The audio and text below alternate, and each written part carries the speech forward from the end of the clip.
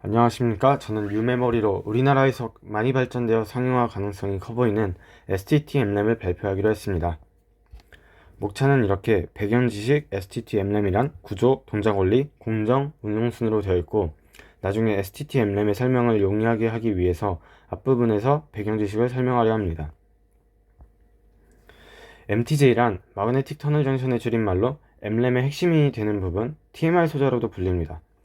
MTJ의 구조로는 두 개의 강자성체와 그 사이에 절연체가 껴있는 구조로, 한쪽은 반강자성체와 교환원 결합을 통해 자화 변환을 막아놓았고, 다른 한쪽은 자화 방향 반전이 가능하게 해놓은 소자입니다. 자화 방향이 고정된 층을 고정층, 픽스드 레이어, 핀드 레이어라고 부르고, 변환이 가능한 층을 자유층, 프리 레이어, 레퍼런스 레이어라고 부릅니다. 픽스드 레이어의 스핀은 업스핀 상태로 고정해 둡니다. 여기서 두 레이어의 스핀 방향, 즉 자화 방향이 같으면 평행, 패러럴이라고 부르고, 데이터로는 0을 나타냅니다. 또 두 방향이 반대면 반평행, 안티패러럴이라고 부르고, 데이터로는 1을 나타냅니다. 프리 레이어 내부의 스핀들이 일정하게 배열되어 있는 상태를 자화 마그네타이제이션이라고 하고, 이 스핀들의 방향을 바꾸는 것을, 즉 자화 방향을 바꾸는 것을 자화 변환, 스위칭이라고 합니다. 여기서 두 강자성체 사이에 껴있는 인슐레이터를 베리어라고도 부르고, 산화 마그네슘을 쓰는 추세입니다. 마그네토 레지스턴스란 물질이 외부 자기에 의해 자신의 저항을 바꾸려는 성질이고, 또 TMR, 터널링 마그네토 레지스턴스란 마그네틱 터널 정션에서 발생하는 자기 저항 효과로서 마그네틱 터널 정션의 저항을 바꾸는 현상입니다. 그림 A는 두 자성층이 평행한 자화 방향을 가지고 있는 경우를 나타내고 있으며, B는 두 자성층의 자화 방향이 반평행한 경우를 나타내고 있습니다. 이중 전류 모델에 의하면 스핀이 업인 전자와 다운인 전자들은 서로 다른 저항을 가지고 있기 때문에 C와 D처럼 두 개의 저항이 각각 직렬과 병렬로 연결된 것처럼 가정할 수 있습니다. A의 경우는 스핀 업인 전자들이 위아래층에서 모두 같은 방향이므로 같은 저항 R1을 가지므로 두 저항이 직렬로 연결되고, 이와는 병렬로 스핀이 다운인 전자들이 느끼는 저항 R1이 두 층에 대해서 직렬로 연결된 것으로 모델화할 수 있습니다. 따라서 전체 저항의 배열은 C와 같아지고, 병렬 계산이기 때문에 저항이 낮은 쪽을 따라가서 RP 또한 낮게 나옵니다. 또 B와 같이 두 자성층의 자화 방향이 반평행한 경우는 한 층에서의 스핀이 업인 전자들이 다른 층에서는 다운인 전자와 같으므로 D와 같은 저항의 배열을 가지게 되고, 업인 전자들의 저항과 다운인 전자들의 저항 중 그냥 큰 저항의 영향을 많이 받아 상대적으로 AP의 안티패러럴 저항은 큰 저항이 됩니다. 따라서 평행한 상태와 반평행한 상태의 저항은 각각 아래식과 같습니다. RP와 RAP는 자화 상태에 따른 MTJ의 저항을 뜻합니다. 참고로 TMR은 RAP 빼기 RP를 RP로 나눈 것에 100%를 곱한 것으로 이것을 높이는 방향으로 연구가 진행되었습니다. 여기서 F1은 픽스드 레이어, F2는 프리 레이어, 가운데 베리어라고 써진 것은 인슐레이터입니다. 이때 MTJ가 평행, 즉 RP일 때는 DOS가 그림에서 윗부분으로 나타내는데, density of state DOS는 단위 에너지당 그 공간에 전자가 있을 확률을 나타내므로 F1에서 머저리티 일렉트론인 업스핀이 존재할 확률이 높고, 마이너 일렉트론인 다운스핀이 존재할 확률이 낮습니다. 윗부분에서 전류가 흘러 전자가 터널링한 이후에 F2의 DOS를 보면 F1처럼 머저리티 일렉트론이 존재할 확률이 크고 마이너 일렉트론이 존재할 확률이 큽니다. 이것은 터널링으로 인한 전류가 흘렀을 때 전자들이 대부분 메이저 일렉트론인 업일렉트론들이므로 F1에서 F2로 가도 머저리티 일렉트론들이 존재할 공간들이 많으므로 많이 살아남아 전류가 상대적으로 잘 흐른다고 볼 수 있습니다. 반면 그림 아랫부분인 안티패러럴 저항 상태를 보면 F1과는 다르게 FT에서는 업 일렉트론들이 존재할 확률이 적으므로 전류가 흘렀을 때 전류의 머저리티 일렉트론인 업스핀 전자들이 터널링하기 힘들 것이고 전류가 흐르기 어렵다고 볼 수 있습니다. 즉 저항이 높다고 표현할 수 있습니다. 이로써 DOS 관점으로 프리 레이어의 자와 방향에 따른 혹은 평행, 반평행에 따른 저항을 알아봤습니다.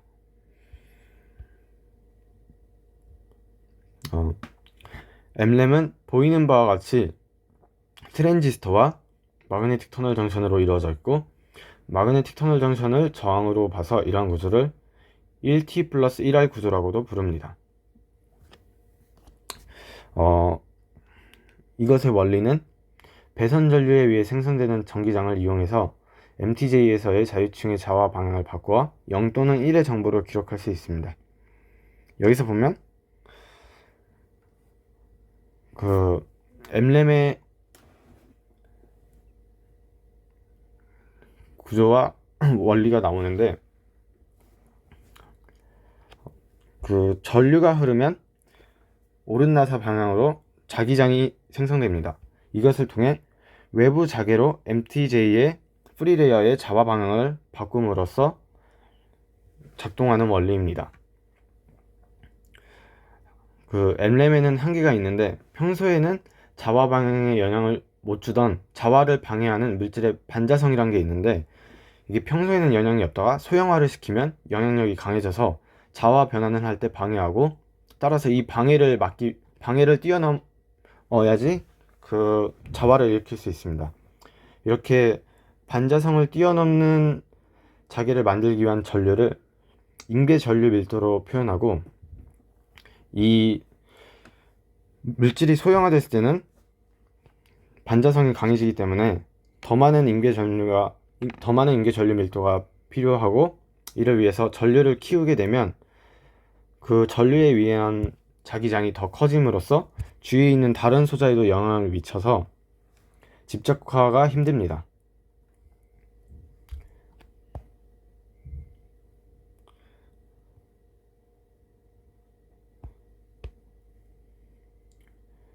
유니버설 메모리란 모든 타입의 메모리들을 한 번에 아우를 수 있는 메모리를 뜻합니다.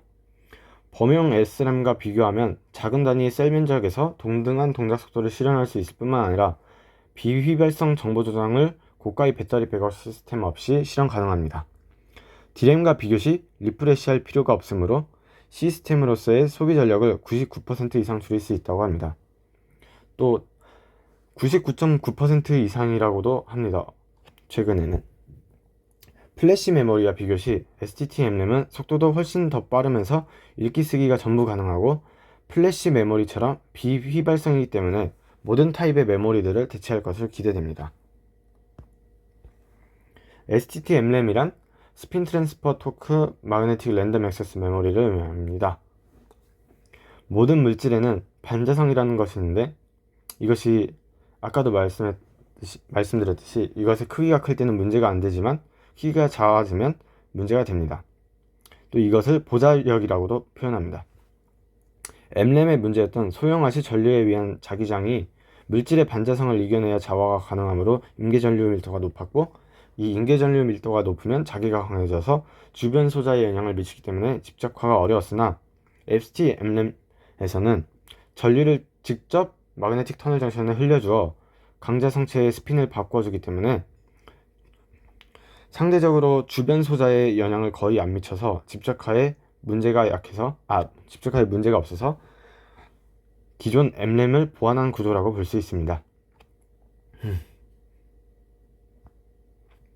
STT-MRAM은 기존 M램처럼 마그네틱 터널 정션과 트랜지스터로 이루어져 있고 구조적으로 단순하기 때문에 소형화와 집적화가 쉽습니다.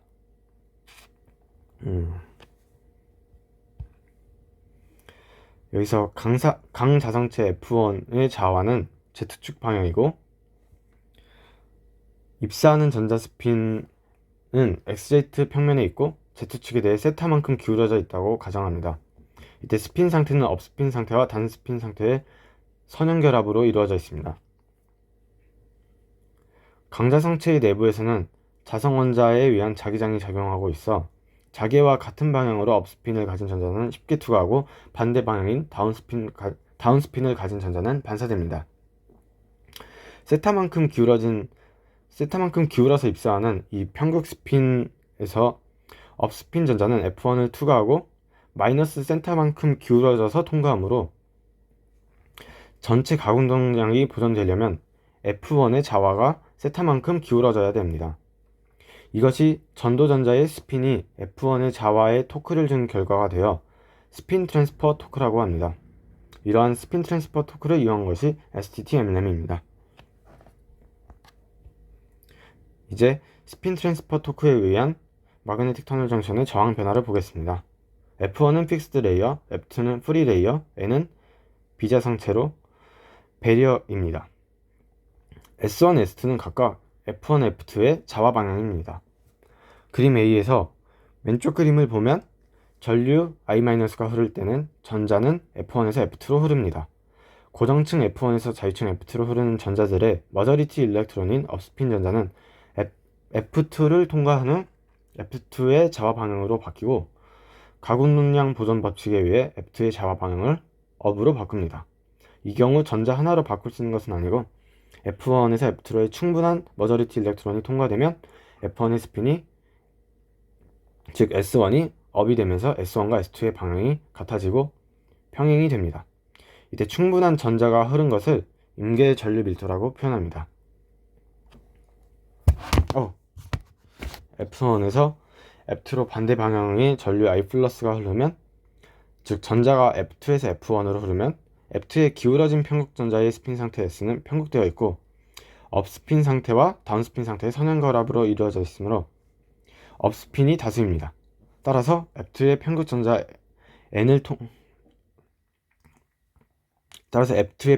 는 N을 통과한 후 그 중에 머저리티 일렉트론인 업스핀은 그대로 F1을 통과하지만 둘 다 업스핀이므로 서로 토크를 주지 않습니다. 다운스핀은 반사되어 돌아가 F2의 방향을 바꾸는 토크를 만들어냅니다. 여기서도 다운스핀은 F1에 만나서 방향이 반대이기 때문에 반사됩니다. 아무튼 여기서도 충분한 소수전자 마이너 일렉트론이 흐르면 F2의 방향을 F1과 반대로 만들게 되고 이에 필요한 충분한 전자를 임계전류 밀도로도 표현 가능합니다.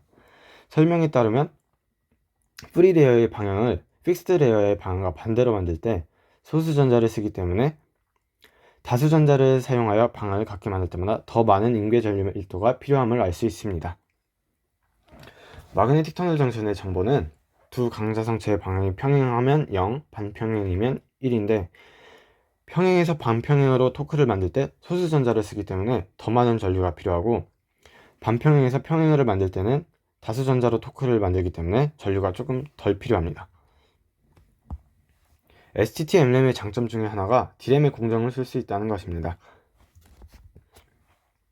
이거는 트랜지스터에서 얘기입니다. 트랜지스터를 만들 때도 fully depleted SOI 구조를 만드는데 채널 아래에 절연체가 와서 펀치스러와 같은 현상을 막아주어 소스 드레인 정션의 연결에 의한 누설 전류를 막아주고 또 드레인 정션에서 나온 홀이 सब스트레이트에 쌓여 스레시홀드 볼티지를 변화시키는 현상을 막아줍니다. 이제 TMR 소자의 공정을 보면 여기서 TMR 소자는 마그네틱 터널 정션에다가 그 상극 전극과 하극 전극을 다 붙인 것을 TMR 소자라고 합니다. 또 마그네틱 터널 정션은 설명에서 TMR막 혹은 터널막이라고 하겠습니다. 먼저 강자성체와 산화마그네슘 배리어로 이루어진 TMR막에 해당하는 MTJ는 매우 얇기 때문에 기판 위에 주로 PVD를 이용해서 증착시켜줍니다. 또 그 PVD 중에서 스퍼터링을 주로 이용합니다. 일단 공정에서 PVD는 주로 스퍼터링을 사용하고 에칭은 리액티브 이온 에칭을 주로 사용합니다. 이 방법은 리프트부프를 활용한 미세 가공 공정입니다. 처음에 기판 위에 전극을 증착한 후 마그네틱 터널 정션인 터널막 또 TMR막을 PVD로 기판 위에 증착시킨 후 레지스트를 깔고 포토리소그래피와 에칭을 통해 2번, 3번처럼 만들고 레지스트를 제거해줍니다. 그 후 다시 레지스트를 깔고 리소그래피와 에칭을 해줍니다. 그 5번처럼 옥사이드로 절연막을 형성시키고 리프트 오프로 옥사이드가 필요 없는 부분은 옥사이드를 날려버립니다. 이 옥사이드는 층간 절연막입니다. 그리고 산화 마그네슘을 씁니다.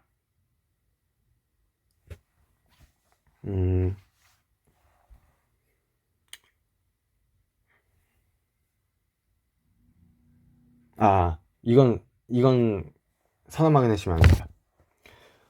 그 후, 이 TMR 소자 위에 층간 절연막을 산화 마그네슘으로 깔아줍니다. 그 다음에 7, 8, 9번처럼 상부 전극을 형성해주면 됩니다. 이것도 미세 가공 공정으로 앞에서 설명했던 공정과 같은데 5번부터 달라집니다. 여기서 5번입니다.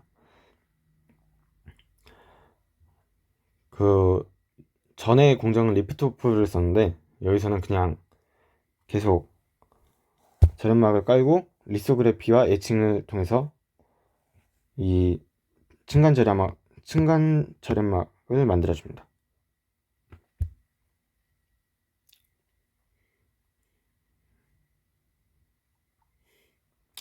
그리고 그 이후에는 다시 상부 전극을 깔아주고 리소그래피와 에칭을 통해서 TMR 소자를 8번처럼 만들어줍니다.